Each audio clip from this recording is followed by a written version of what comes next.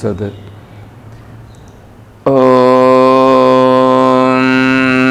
श्री गुरुभ्यो नमः। ॐ सदाशिवसमारम्भां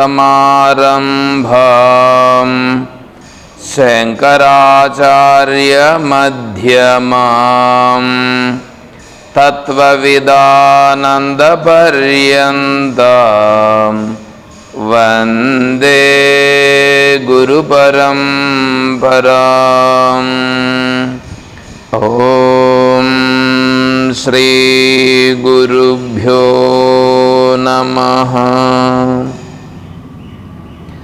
పూజ్య గురుదేవులు తత్వవిదానంద సరస్వతి స్వాముల వారి దివ్య చరణారవిందములకు ప్రణమిల్లుతూ పరిపూర్ణ పరబ్రహ్మస్వరూపులకు ప్రియాత్మ బంధువులారా, ఓం శ్రీ గురుభ్యో నమః. స్తోత్రమంజరిలో సంకల్పం 24వ పేజీ.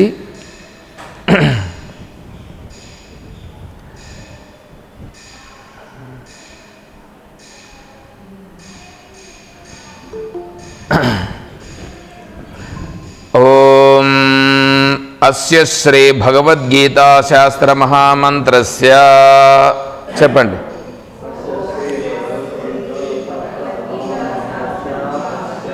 శ్రీ వేదవ్యాసో భగవాన్ ఋషిః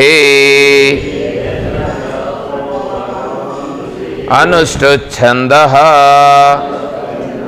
శ్రీకృష్ణ పరమాత్మా దేవతా అశోచ్యానన్వశోచస్త్వమితి బీజం సర్వధర్మాన్ పరిత్యజ్య మామేకం శరణం వ్రజేతి శక్తిః.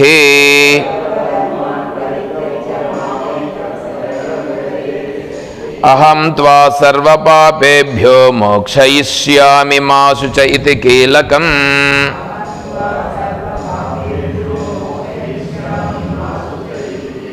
మచ్చిత్తః సర్వదుర్గాణి మత్ప్రసాదాత్ తరిష్యసీతి కవచం.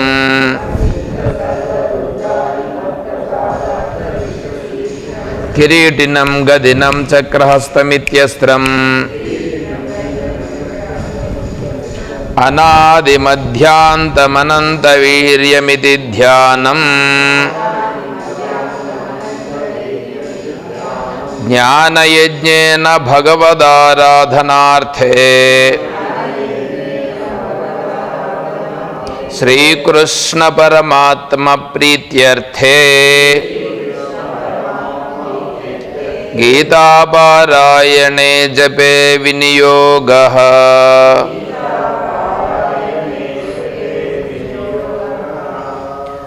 శ్రీమద్భగవద్గీతను ఆశ్రయించినప్పుడు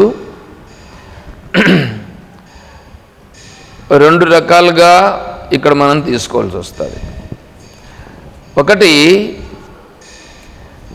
సాధనాపరుడు, రెండు సాధన ముగిసిన తరువాత కృతజ్ఞత లేకుండా,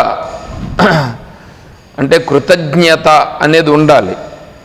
అలా కృతజ్ఞతను చూపించేదాని కొరకు భగవద్గీతను ఆశ్రయించుట. అంటే ఇప్పుడు భగవద్గీత మాత ఏం చేస్తుందంటే, ఎవరైతే భగవద్గీతను ఆశ్రయించినారో వాళ్లకు వాళ్ళలో ఉన్నటువంటి అజ్ఞానమును చూపించి ఆ అజ్ఞానమును తొలగించుకునేటట్లుగా చేసి వారిని స్వయంగా ఆత్మస్వరూపులుగా ఎలా ఉన్నారో చూపిస్తుంది. ఇప్పుడు మీకు ఏదన్నా ఒక చిన్న కష్టం వచ్చిందని అనుకోండి, ఆ చిన్న కష్టం తొలగేదాని కొరకు మీకు ఒక 50,000 ఎవరైనా సహాయం చేశారని అనుకోండి.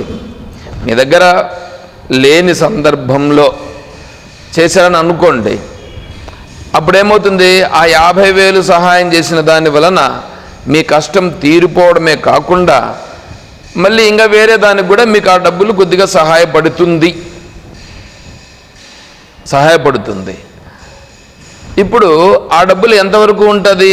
కొంతకాలమే ఉంటుంది. అప్పుడు సహాయం చేసింది గొప్ప వాళ్ళే, సహాయం చేసింది గొప్ప మనస్సే. కానీ మళ్ళీ అతను ఎవరైతే ఈ సహాయము పొందిన వ్యక్తి ఉన్నాడో అతనికి మళ్ళీ కష్టాలు మొదలవుతాయి. కాబట్టి ఏదైనా చిన్న సహాయం చేస్తే ఆ చిన్న సహాయం వలన కొంతవరకే మనకి సహాయం చేసినట్లు అవుతుంది. అలా కాకుండా వానంతట వాడే డబ్బులు సంపాదించుకునేటువంటి మార్గాన్ని చూపించి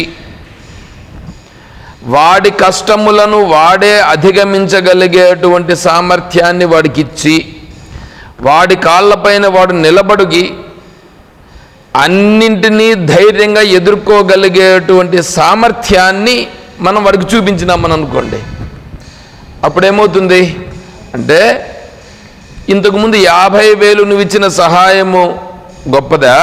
ఇది గొప్పదా? ఇదేం చేస్తుందంటే ఈ ఒక్కదాన్నే కాదు, జీవితంలో ఏ సమస్య వచ్చినా సరే ఆ సమస్యలన్నింటినీ సునాయాసంగా అధిగమించగలిగేటువంటి సామర్థ్యం వాడికి వచ్చేసి వాడు మానసికంగా దృఢంగా ఉండగలుగుతాడు. అలాగా గీతామాత ఎవడైతే గీతామాతను ఆశ్రయించినాడో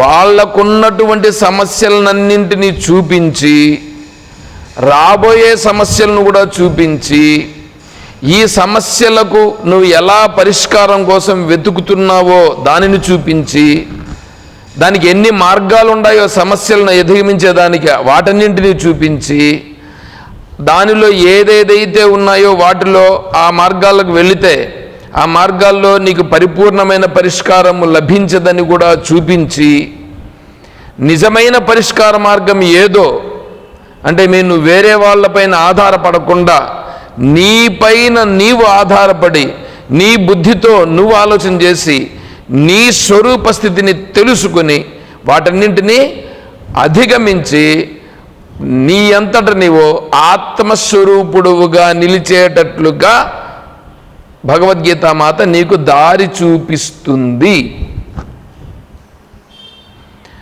ఇది సాధకునికి. తర్వాత ఇంకా ఒకానొక అతను ఆ సాధ్యస్థితి దానిని పొందిన తరువాత కూడా అతను కృతజ్ఞత పూర్వకముగా అంటే కృతజ్ఞుడు కాకుండా కృతజ్ఞత పూర్వకముగా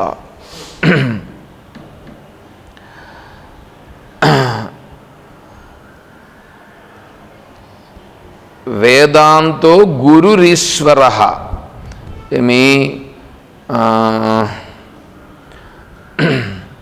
ఆజీవిత త్రయీసేవ్యం వేదాంతో గురు ఈశ్వర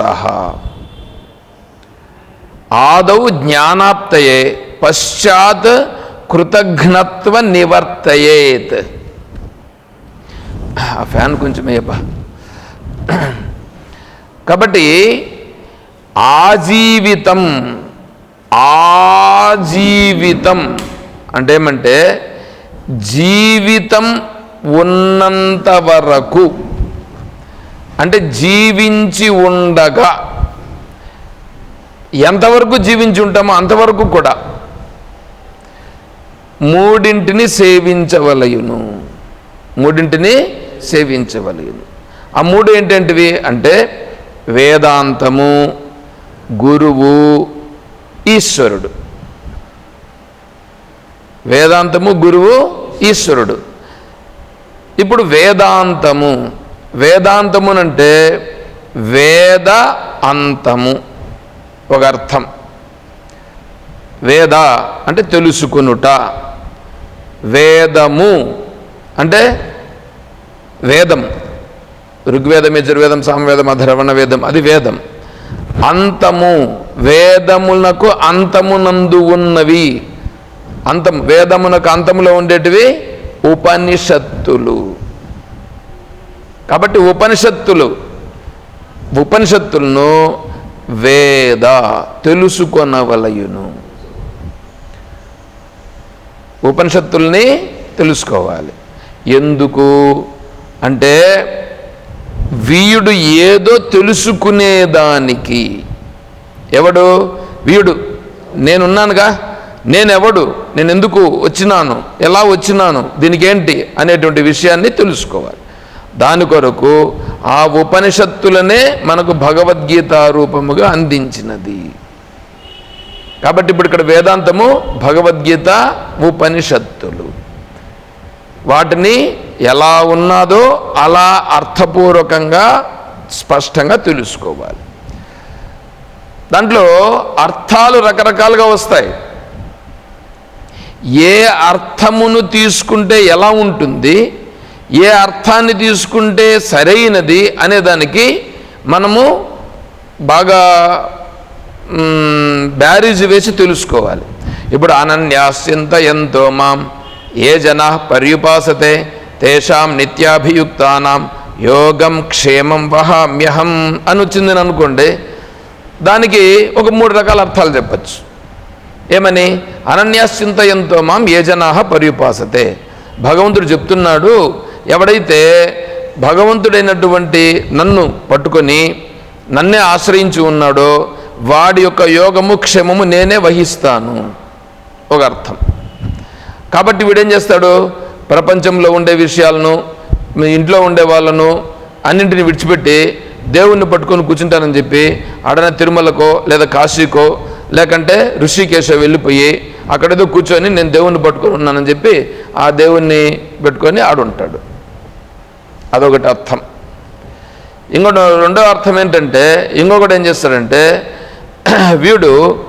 వీడి పనులు చేసుకుంటూ ఇంటిలో దేవుణ్ణి పొద్దున్నే సాయంకాలం 2 పూట్ల దేవునికి పూజ చేసి ఆ దేవుడే నన్ను రక్షిస్తాడు, ఆ దేవుడే నన్ను రక్షిస్తానని చెప్పినాడు. అనన్యాశ్చింతయంతో మామని అన్నాడు. కాబట్టి నిరంతరము నేను ఆ దేవుణ్ణే పూజిస్తాను అని చెప్పి ఈ బయటన్నీ కూడా వీడు చేసే పనులు వీడు చేసుకుని మళ్ళీ పొద్దున్నే సాయంకాలం మాత్రము దేవుణ్ణి మాత్రం 1 గంట సేపు కూర్చొని అటు నుంచి ఎవరిని రానివ్వకుండా ఆ సమయంలో వాడు పూజ చేసే సమయంలో నేను ఎవరితోనూ మాట్లాడను అని చెప్పి కూర్చొని ఆ దేవుణ్ణి పూజ చేస్తాడు. వీడి పనులు వీడు చేసుకుంటున్నాడు, కానీ దేవునికి 1 గంట సేపు పొద్దున్నే సాయంకాలం 2 పనులు చేస్తున్నాడు. మొదటివాడు ఏం చేశాడు? మొత్తం అన్నీ ఇడిచిపెట్టేసి పోయి ఆడన్నో కూర్చొని అవి చేసుకుంటున్నాడు. ఇప్పుడు ఇవి 2 కరెక్టా కాదా? 2 చూసేదాన్ని కరెక్ట్గానే ఉన్నాయిగా. వీడు మొదటివాడు రెండో వాడిని కంటే ఇంకా గొప్పగా కనిపిస్తున్నాడు, కానీ వాడంత పనికిరాని వాడు ఇంకొకటి లేదు. ఈ రెండో వాడు ఉన్నాడు చూడండి, రెండో వాడు కొంచెం మేలు వాడికంటే. ఎందుకంటే వాడి పనులు వాడు చేస్తున్నాడు, కానీ దేవుని దగ్గరికి వచ్చి దేవుని దగ్గర ఈయనే దేవుడు అని కూర్చొని చేస్తున్నాడు. ఈయనే దేవుడైతే మిగతా అంతా వాడికి తెలియలేదన్నమాట. కాబట్టి అది కూడా తప్పు. మరి ఇంక మూడోవాడు ఏంటంటే, ఈశ్వరుడు భగవంతుడు అంటే ఎవరు? సర్వము నిండి నిబిడీకృతమై ఉన్నటువంటిది, సకల జీవుల రూపములుగా ఉన్నటువంటిది అంతా ఈశ్వరుడే. నాలో ఉన్నది, నీలో ఉన్నది, అందరిలో ఉన్నది అంతా ఈశ్వరుడే. కాబట్టి నేను చేసే పని నేను చేస్తూ, ఈశ్వరుని సేవగా నేను చేసే ప్రతి పని కూడా ఈశ్వరుని సేవగా చేస్తూ, ఈశ్వరుణ్ణే చూస్తూ, ఈశ్వరునితో మాట్లాడుతూ, ఈశ్వరునితోనే నేను ఇచ్చిపుచ్చుకునేటువంటి లావాదేవీలను చేస్తూ నేను ఇలా ఉంటాను. అప్పుడు నాకు ఏమైనా జరగని కాక నా యోగక్షేమములన్నీ కూడా అప్పుడు ఈశ్వరుడే భరిస్తున్నాడని చెప్పి నేను భావిస్తున్నాను. ఇది 3 అర్థాలు. చూడండి, ఇది ఎట్లా ఉంది? ఇది 3వది నిజమైనటువంటి అర్థం.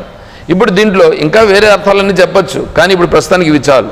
దీంట్లో ఈ 3 రకాల అర్థాలు తీసుకొని వాడికి ఇష్టం వచ్చినట్లు వాడు తీసుకుంటాడు. ఈ 3 అర్థాలు తెలుసుకొని ఏది కరెక్ట్ అని తెలుసుకొని అలా నిశ్చయానికి రావాలి. అలా నిశ్చయానికి వచ్చి ఆ మార్గంలో మనం ముందుకెళ్లాల్సి వస్తుంది. అలా వెళితే వాడేమవుతాడు, వాడు జీవితంలో వానంతట వాడు అన్ని సమస్యలను అధిగమించి వాడి జీవితాన్ని కూడా పరిష్కారం చేసుకుని వాడు మోక్షమును పొందుతాడు. మోక్షమును పొందే స్థితి వరకు వాడు చేరుతాడు భగవద్గీతని పట్టుకుంటే. అది భగవద్గీత శ్లోకంలో ఒక శ్లోకానికి అర్థం చూసారా? అంటే ఒక శ్లోకానికి ఎన్నో అర్థాలు వస్తున్నాయి. ఆ విధంగా మనం కూడా ఇక్కడ ఏం చేయాలంటే అలా అర్థమును తీసుకుని ఆ ప్రకారంగా మనం భగవద్గీతను ఫాలో కావాల్సి వస్తుంది. సరే, ఇలా ఫాలో అయినటువంటి వాడు వేదాంతము. రెండవది గురువు.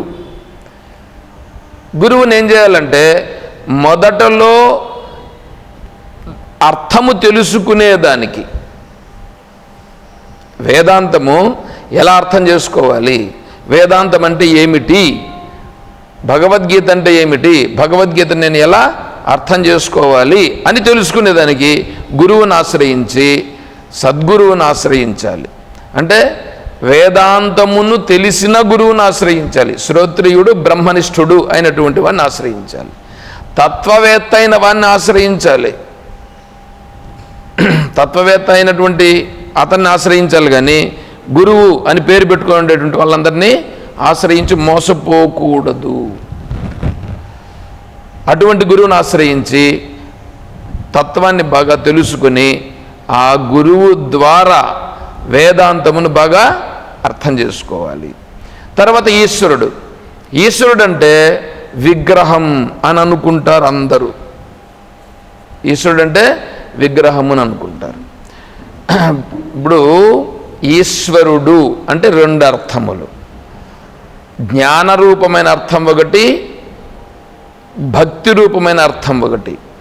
జ్ఞానరూపమైన అర్థం ఏమిటంటే ఈ జగత్తంతా కూడా ఈశ్వరుని యందు కల్పితమై ఉన్నది. ఈశ్వరుని యందు ఇదంతా కల్పితమై ఉన్నది. నీకు కళ వచ్చినప్పుడు కళంతా ఏ విధంగా కల్పితమో ఆ విధంగా ఈ జగత్తంతా కూడా కల్పితమై ఉన్నది. ఈ జగత్తంతా కల్పన అనేది ఒక అర్థం. అది జ్ఞానరూపం. భక్తి రూపం ఎలా అంటే జగద్రూపంగా ఉన్నది ఆ కల్పనారూపమైనా కూడా భగవంతుని ఆశ్రయించే భగవంతుని యొక్క శక్తి సామర్థ్యముల చేతనే ఇదంతా కూడా ప్రకటమగుచున్నది. కాబట్టి ఇదంతా భగవంతుని స్వరూపమే అని 2వ అర్థం.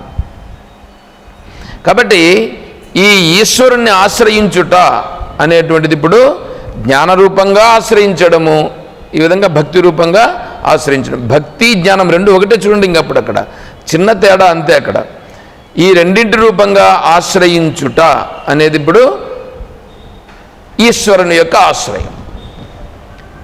ఈ వేదాంతము, గురువు, ఈశ్వరుడు ఉన్నారు కదా, ఈ మూడింటిని ఆజీవితం. ఆజీవితం అంటే జీవిత పర్యంతం, ఏ క్షణము కూడా తప్పకూడదు. వీడు బ్రతికి ఉన్నంత కాలము ఈ మూడింటిని ఆశ్రయించి సేవించవలయును. సేవించుట అంటే మళ్ళీ దాని అర్థాలు వేరే మారిపోతాయి. ఎక్కడెక్కడ ఏ రూపంగా సేవించాలని అలా సేవించాలి. భగవద్గీతను సేవించుట అంటే భగవద్గీతను అడబెట్టి ఓం గీతామాతాయ నమః, ఓం శ్రీకృష్ణ పరమాత్మ ముఖ పద్మాయ నమః ఇట్లా పూజ చేసేది కాదు. ఈ మాటలన్నీ చెప్తే మీకు ఇబ్బంది పడతారు. మీరు ఇబ్బంది పడినా నాకు ఇబ్బంది లేదు. ఎందుకంటే నేను చెప్పాల్సిందే నేను చెప్తా. మీరు ఇబ్బంది పడుతూ ఉంటారని చెప్పి లేని దాన్ని కల్పించి చెప్పాల్సిన అవసరం నాకు లేదు. కాబట్టి దేనిని ఎలా చేస్తే అది నిజమైనటువంటి సేవ అవుతుందో అలా చేయుట, అలా చేయాలి. వేదాంతమును, గురువును, ఈశ్వరుణ్ణి ముగ్గురిని ముందు జ్ఞానము కలిగేదాని కొరకు సేవించుట, జ్ఞానం కలిగిన తర్వాత కృతజ్ఞుడు కాకుండా ఉండేదానికోసం సేవించుట. చూసారా? కాబట్టి మొదటలోనూ సేవించుటయే, తర్వాత కూడా సేవించుటయే. ఈ మూడింటిని మాత్రం విడిచిపెట్టకూడదు. సరే, ఇప్పుడు మనం ఏం చేస్తున్నాం? సంకల్పం. ఇది సంకల్పం కదా చేసాం. ఇప్పుడు సంకల్పం. ఈ సంకల్పం ఏమిటంటే, సంకల్పములు 2 రకములు. సంకల్పాలు 2 రకాలు. ఏంటంటే, లోకంలో దూరుకుపోయే సంకల్పాలు, లోకంలో నుంచి బయటపడేటువంటి సంకల్పాలు. లోకం అంటే కర్మ, కర్మలో బంధింపబడిపోయే సంకల్పాలు, కర్మలో నుంచి విడువడే సంకల్పాలు. ఇప్పుడు ఇంకొకటి విషయం మీరు అర్థం చేసుకోవాలి. ఏమిటంటే, ఆత్మస్వరూపము నేను ఆత్మస్వరూపమే కదా. నేను ఆత్మస్వరూపం. ఆత్మస్వరూపానికి బంధము ఉన్నదా? లేదు. ఇప్పుడు నేను బంధములాగా ఉన్నానా లేదా? బంధింపబడి ఉన్నానా లేదా? బంధింపబడి ఉన్నాను. ఆత్మస్వరూపము బంధింపబడినట్లుగా ఉన్నది. అయ్యా, ఆత్మస్వరూపం బంధింపబడలేదు, నీవు బంధింపబడినదని అనుకొనుచున్నావు. నీవు అనుకుంటున్నావు ఆత్మస్వరూపము బంధింపబడలేదు. సరే, సుఖ దుఃఖములు ఆత్మకు ఉన్నవా? లేవు. మరి ఇప్పుడు నువ్వు సుఖ దుఃఖాలు అనుభవిస్తున్నావా లేదా? సుఖ దుఃఖములు నీ మనస్సు అనుభవించుచున్నది. నీ మనస్సు అనుభవించుచున్నది అంటే నువ్వు ఇప్పుడు సుఖ దుఃఖములలో మునిగిపోయి ఉన్నావా లేదా? ఉన్నాను. సుఖ దుఃఖములలో నేను మునిగిపోయి ఉన్నాను. అంటే నేను ఇప్పుడు ఆత్మస్వరూపంగా ఉన్నానా, మనస్వరూపంగా ఉన్నానా? అంటే నేను మనస్వరూపంగా ఉన్నాను కానీ ఆత్మస్వరూపముగా లేను. అంటే ఇప్పుడు ఏమైనా నేను ఆత్మస్వరూపము నుండి జారిపోయి మనస్వరూపంగా ఉండిపోయినాను. ఇది సత్యం అనుకుంటున్నాను. ఇది సత్యం అనుకుంటున్నాను. ఇప్పుడు ఇది నేను తిరిగి ఆత్మస్వరూపముగా అగుట. తిరిగి నేను ఆత్మస్వరూపముగా అగుట. అయ్యా, నువ్వు ఆత్మస్వరూపం కాకపోతే కదా నువ్వు ఆత్మస్వరూపం అయ్యేది. ఆత్మస్వరూపం కాకుండా పోతే నువ్వు ఆత్మస్వరూపం కావాలి. మీ దగ్గర బంగారు గొలుసు లేకపోతే బంగారు గొలుసుని తెచ్చుకోవాలి. నీ దగ్గర బంగారు గొలుసే ఉన్నది, వేసుకుని ఉన్నావు, కాకపోతే వెనుక్కుబడింది. ఇట్లా చూసుకుంటే ఇక్కడ కనిపించలేదు, ఇట్లా చూసుకుంటే ఇక్కడ ఉంది. అప్పుడేం చేయాలి? దాన్ని వెనక నుంచి ముందుకేసుకోవాలి. అలాగే నేను ఆత్మస్వరూపము కాదు అని నువ్వు అనుకొని మనస్సురూపంగా ఉండవు. కాబట్టి ఇప్పుడు ఏం చేయాలి? నేను మనస్సును కాదు, నేను ఆత్మస్వరూపం అని తెలుసుకోవాలి. ఇప్పుడు తెలుసుకోవడమా లేకపోతే పొందటమా? తెలుసుకోవడమే. కాబట్టి తెలుసుకుంటే ఏమవుతుందంటే, ఈ మనస్సులో నువ్వు ఏదైతే పట్టుకొని ఉన్నావు చూడండి, అదంతా కూడా పోతుందంటే పోతుందా? నువ్వు విడిచిపెట్టాలా. తెలుసుకుని విడిచిపెట్టాలా. ఎవరు చేయాలి ఆ పని? అది పోకుండా ఉంటే నువ్వు సుఖ దుఃఖాలను నువ్వు అనుభవిస్తూనే ఉంటావు. దాన్ని పట్టుకొనే ఉండి సుఖ దుఃఖాలు లేకుండా ఉంటాయా? పట్టుకొని ఉన్నంత వరకు సుఖ దుఃఖాలు ఉండనే ఉంటాయి. విడిచిపెడితే లేదు. మీరు కావాల్సింటే చూసుకోండి. మీకు ఏదైనా సుఖము దుఃఖము వచ్చిందని అనుకోండి, సుఖం వచ్చినప్పుడు దుఃఖం వచ్చినప్పుడు మీరేం చేయాలంటే, వెయిట్ ఉండు అని చెప్పాలి. ఆ పిల్లోడు కదా పరిగెత్తంటే ఉండు అంటాను చూడు, చిన్న పిల్లోడు పరిగెత్తంటే అట్లాగా ఈ మనస్సునే ఉండు అని చెప్పి, నేను మనస్సున ఆత్మనా అని ప్రశ్న ఎవరు వేయాలి? ఇప్పుడు నాకు నేనే వేసుకుంటే అప్పుడేమవుతుంది? ఇది ఎవరికి సంబంధించింది? మనస్సుకు సంబంధించినది. ఇప్పుడు నేను ఆత్మను కదా, నేను ఆత్మ అయితే ఇప్పుడు నేను ఎలా ఉండాలి? లెక్కేసుకుని నువ్వే. అయిపోయింది, సమస్య పరిష్కారం అయిపోయింది. చూసారా? అంటే దానికి బ్రేక్ వేసి నువ్వు నీ దీంట్లో నువ్వు కన్నా అక్కడ వివేకము చేత ఆలోచన చేస్తే వెంటనే నీకు పరిష్కారం లభించిపోతుంది. అంటే ఇప్పుడు ఏంటంటే, బంధము సత్యమా అంటే బంధము సత్యము కాదు. విడుదల సత్యమా, విడుదల కూడా సత్యము కాదు. నువ్వు బంధం అనుకున్నది మిథ్యయే, మోక్షము పొందుట అనుకున్నది కూడా మిథ్యయే. అర్థమవుతుందా? అంటే ఇప్పుడేంటంటే ఇప్పుడు మనం చేస్తున్నాం ఈ సంకల్పం, ఈ సంకల్పము సత్యమా కాదా అంటే మిథ్యా సంకల్పం. మిథ్యా సంకల్పం అని అంటే ఇది ఆత్మతత్వాన్ని తెలుసుకునే మార్గంలో నేను వెళ్ళుతున్నటువంటి శుభ సంకల్పం. శుభ సంకల్పం, శుభ సంకల్పం ఏం చేస్తుంది? నిన్ను శుభమైనటువంటి స్థితికి తీసుకెళ్తుంది. ఏమండి శుభం? శుభం ఎక్కడుంది, అశుభం ఎక్కడుంది? శుభము లేదు, అశుభం లేదు. ఎక్కడ చూసినా ఆత్మస్వరూపం ఉన్నప్పుడు శుభం ఏడుంది, అశుభం ఏడుంది? శుభాశుభ పరిత్యాగం. శుభము లేదు, అశుభము లేదు. శుభము కంటే కూడా వేరైనటువంటిది ఆత్మ, అశుభము కంటే కూడా వేరైనటువంటిది ఆత్మ. కాబట్టి శుభాశుభ ఫలం రేవం మోక్షసే కర్మబంధనై. కాబట్టి శుభము కాదు, అశుభము కాదు. కాబట్టి నేను చేసే సంకల్పం ఏదైతే ఉన్నదో, ఆ సంకల్పం ఉంది చూడండి, ఆ సంకల్పము అది శుభము కాదు, అశుభము కాదు. అయితే ఇప్పుడు నేనేం చేయాలి? నేను బంధములో చిక్కుకునే సంకల్పం చేయకూడదు. బంధంలో చిక్కుకునే సంకల్పం చేయకూడదు. బంధము నుంచి బయటపడే సంకల్పం చెయ్యాలి. బంధం నుంచి బయటపడే సంకల్పం కూడా ఏముంది? బంధం నుంచి బయటపడేది కూడా నువ్వేమన్నా బయటపడుతున్నావా? తెలుసుకొనుటయే. తెలుసుకొని నేను బంధములో లేను అని ఉండుటయే. ఇప్పుడు ఒక అతన్ని ఏం చేశారంటే, అతను తప్పు చేశాడని చెప్పి అతని మీద కేసు పెట్టారు, కోర్టులో తీసుకువెళ్ళారు. కోర్టులో వేస్తే కోర్టులో జడ్జిమెంట్ వచ్చింది, అతనికి జైలు శిక్ష 6 సంవత్సరములు జైలు శిక్ష అని వేశారండి. ఇప్పుడు 6 సంవత్సరాలు జైల్లో ఉన్నాడు వాడికి ఎలా ఉంటుంది? ఇప్పుడు జైల్లో ఉండి అలవాటు అయిపోయింటుందిగా. వాడు పడుకొని ఉంటాడు, పొద్దున్నే లేస్తాడు, అంతా చూస్తే అంతా జైలేగా వాడికి. ఇప్పుడు వీడు జైల్లో ఉన్నాడా, బయట ఉన్నాడా? జైల్లోనే ఉన్నాడు. వీడు ఇప్పుడు ఏమైందంటే 6 సంవత్సరాలు పూర్తి అయిపోయింది. 6 సంవత్సరాలు పూర్తి అయిపోయిన తర్వాత జైల్లో నుంచి విడుదల చేసినారు. వీడి ఇంటికి వచ్చినాడు, శుభ్రంగా స్నానం చేసి భోజనం చేసి పడుకున్నాడు. పడుకొని నిద్రపోయి పొద్దున్నే లేచినాడు. పొద్దున్నే నిద్రలేస్తేనే నేను ఇంటిలో ఉండాను అని అనిపిస్తుందా, జైల్లో ఉండాను అని అనిపిస్తుందా?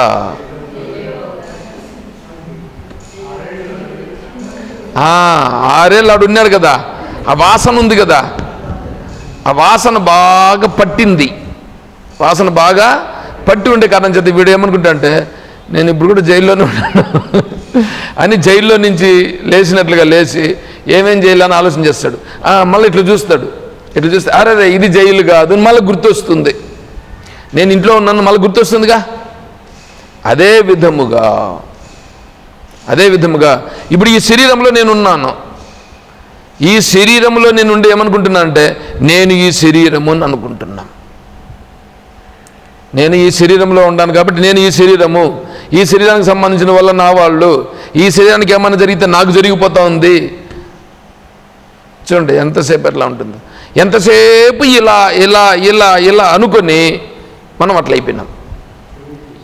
దుర్యోధనుడు ఎంతసేపు శరీరానికి ప్రాధాన్యం ఇచ్చి వేరే వాళ్ళ రాజ్యాన్ని కూడా నాకే కావాలని వాళ్ళని ఎల్లగొట్టినాడు, మోసాలు గీసాలంతా చేసి. ధర్మరాజు శరీరము నేను అనుకోలేదు. ధర్మరాజు శరీరం నేను అనుకోలేదు, నేను ఆత్మస్వరూపము అని చాలా స్పష్టంగా వివేకముతో తెలుసుకున్నాడు. కాబట్టి ధర్మరాజు ఏం చేశాడు? ఏమి జరిగినా వికారం చెందకుండా